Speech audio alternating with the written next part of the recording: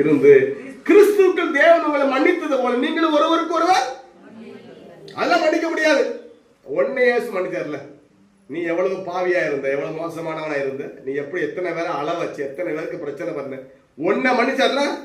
ஆமா, அப்ப நீ எவ்வளவு மன்னி, சரி மன்னிக்கிறேன். அல்லேலூயா.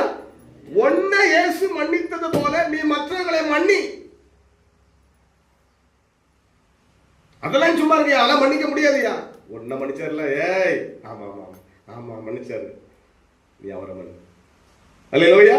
ஒன்னை இயேசு கிறிஸ்து மன்னித்தது போல உனக்கு ஒரு சக சகோதரனை நீ மன்னி, மன்னித்து ஏற்றுக்கொள். அல்லேலூயா. மன்னித்து இவனால் பேசாம இருந்தியா, பேசு, மன்னித்து ஏற்றுக்கொள். இல்ல பரிசுத்த ஆவியானவர் துக்கப்படுவார். அவர் உனக்குள்ளதான் இருக்கிறார், துக்கப்பட்டுட்டே இருக்காரு. இவ்வளவு கசப்பு வச்சிருக்காரு, இவ்வளவு துசம் இருக்கு, இவ்வளவு கூக்குரல் இருக்கு, இவ்வளவு மூர்க்கம், இவ்வளவு கோபம் இருக்கு. ரொம்ப கஷ்டமா இருக்கு இவனோட இருக்க, இவனோட இருக்க ரொம்ப கஷ்டமா இருக்கு. எப்போதும் கசப்பா இருக்கா, தூசணமா இருக்கிறான், யார் மேல அன்பே அவளுக்கு வரமாட்டுக்கு, ரொம்ப துக்கப்பட்டுதான் இருக்கிறான். அல்லேலூயா. அவர் துக்கப்படுறீங்க, அவரை துக்கப்பட விடக்கூடாதுங்க. கசப்பு எடுத்து போடு. இயேசு நாமத்தை கசப்பு துரத்துங்க. நீங்க கசப்பா இல்லை, நீங்க கோமா இல்லை, நீங்க கூக்குரல் இல்லை, அதுக்கு பிசாசு தான் காரணம். அல்லேலூயா. ஆமா, அதுக்கு பிசாசு தான் காரணம். பிசாசு இருந்துதான் உங்களை கோவப்பட வைக்கிறது. ஜோசப்பை எப்படி கோவப்பட வைக்கலாம் பிசாசுக்கு தெரியும். கரெக்டா அந்த பாயிண்ட் கொண்டு வருவான். ஆமா, வேலை செய்ய இடத்துலயோ வீடுகளிலோ ஜோசப்பை எப்படி கோவப்படுத்தணும், பிசாசு அதான் திட்டம். அல்லேலூயா. லீதியாளை எப்படி கோவப்படுத்தணும், ஆண்டாளை எப்படி கோவப்படுத்தணும், பிசாசு திட்டம் போட்டு பிளான் பண்ணுவான்.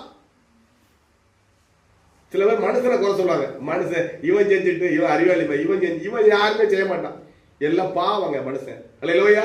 அவன் குடுமியை பிடிச்சு பிசாசு ஆட்டி படைக்கு என்பது அனைவருக்கு தெரியாது.